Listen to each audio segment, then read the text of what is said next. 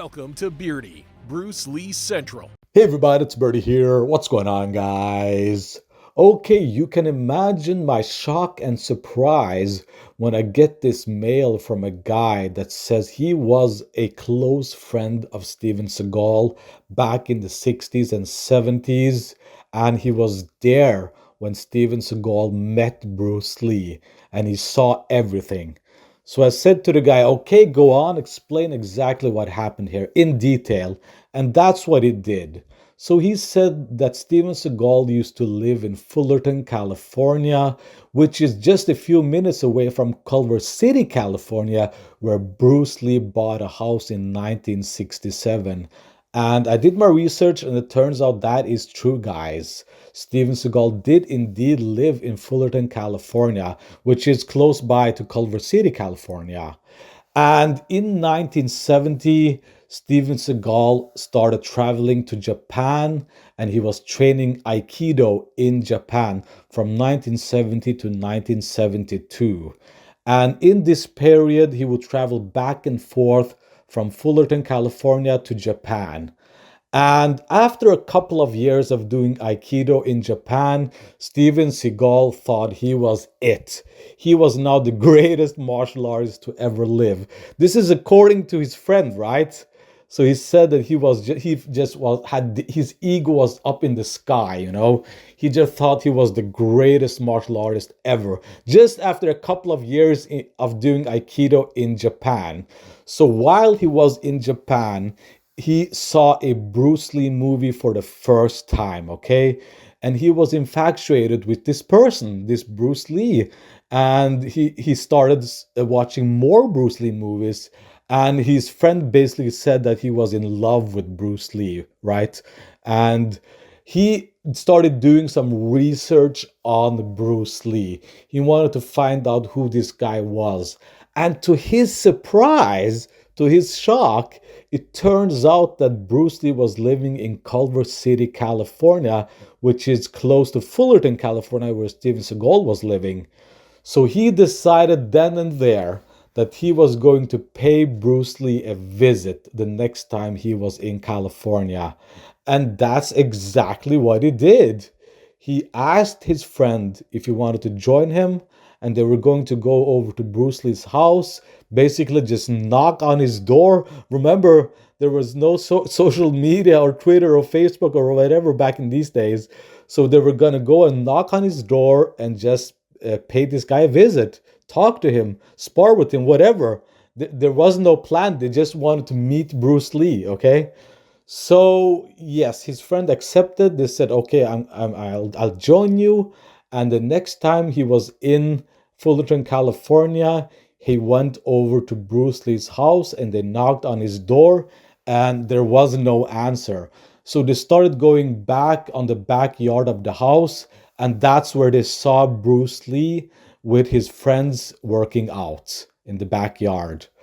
And Steven Seagal went over to Bruce Lee and he introduced himself, etc., etc. And to his friend's surprise, Steven Seagal demanded a sparring match with Bruce Lee then and there. And Bruce Lee and his friends were basically just laughing at this guy.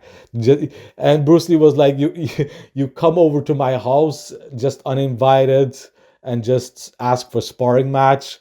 I mean, this is that's not how it works, guys. You can't just come to someone's house like that, okay? And Steven Seagal was adamant and he didn't want to leave until he had a sparring fight with Bruce Lee, okay? And that's where the fight started, okay? And it was not a sparring match because Bruce Lee wanted to teach this guy a lesson, okay? And his friend said that the fight didn't last long and that Steven Seagal was so messed up, he was so battered and messed up that they had to call an ambulance to come and get Steven Seagal. So that's how bad of a shape he was in after the fight. So I asked him for more detail, and basically all he said was that Bruce Lee was basically just using his kicks. he was basically, his hands were behind his back, and Bruce Lee was only using kicks against Steven Seagal, and that Steven Seagal was battered after a couple of minutes, and that they had to call an ambulance to get and pick up Steven Seagal. And that's basically the end of the story there. Uh, Steven Seagal got demolished, and yeah, there's no more to the story. I asked the guy for more detail, and he said that that's it. And from that day on, Steven Seagal hated Bruce Lee. And that actually explains why Steven Seagal is going around trash talking Bruce Lee all the time, because he got destroyed by this guy. He was probably embarrassed because he thought he was the greatest martial artist to ever live. After doing a couple of years of Aikido in Japan, he thought he was all that. But obviously he was not. So yeah, there you go, guys. Steven Seagal versus Bruce Lee. Who would have thought? I mean, obviously, we have to take this with a grain of salt. I mean, there's no way of proving or disproving any of this ever happened, okay? Like Steven Seagal, he claims he met Bruce Lee. We all know that. But we all know that I also exposed him, that Bruce Lee, I was sure that Steven Seagal never met Bruce Lee. Uh, and to this day, to be honest, I'm not sure if this story checks out or not. Uh, it's like I said, this happened. It's such a long time ago. It's impossible to prove or disprove this. But everything this guy said, his friend, checks out.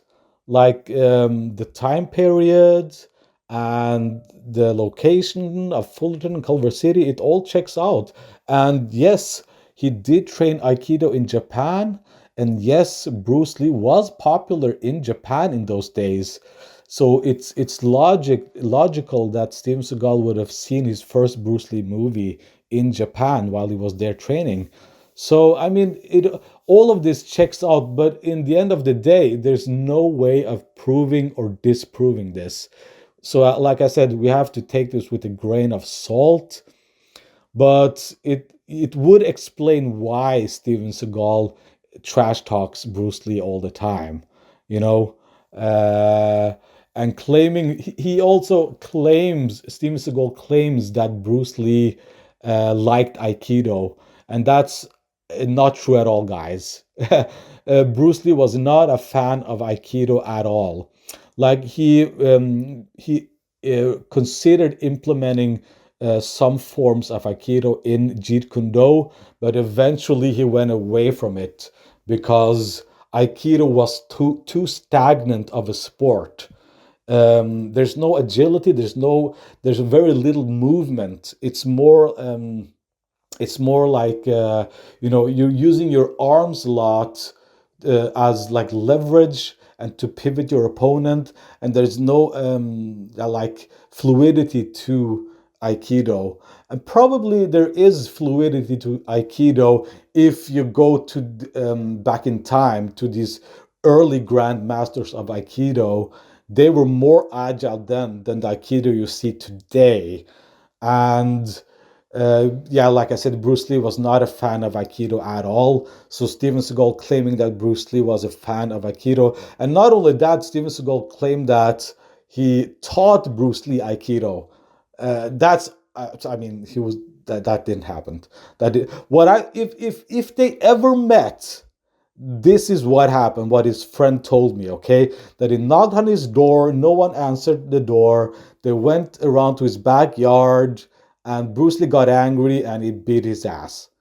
I mean, that's if they ever met, that is the most logical explanation to what happened, what would have happened, okay? So I mean, if there's any story out there, and trust me, I get a lot of stories sent to me. If there's any story about Steven Seagal and Bruce Lee that we are to believe, this is the story. I mean, I think this is the closest we will ever get to having a legitimate meeting between Steven Seagal and Bruce Lee. So yeah, guys, there we go. Steven Seagal versus Bruce Lee. It might have happened.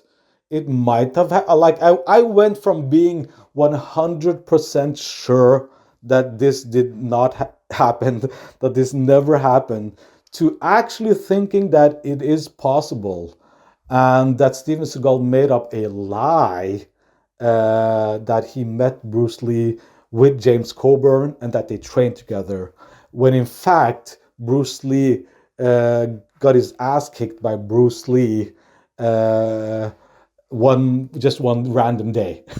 Just one random day, walks up to his house, knocks on his door, goes to his backyard, and there he is, and basically demands a sparring fight.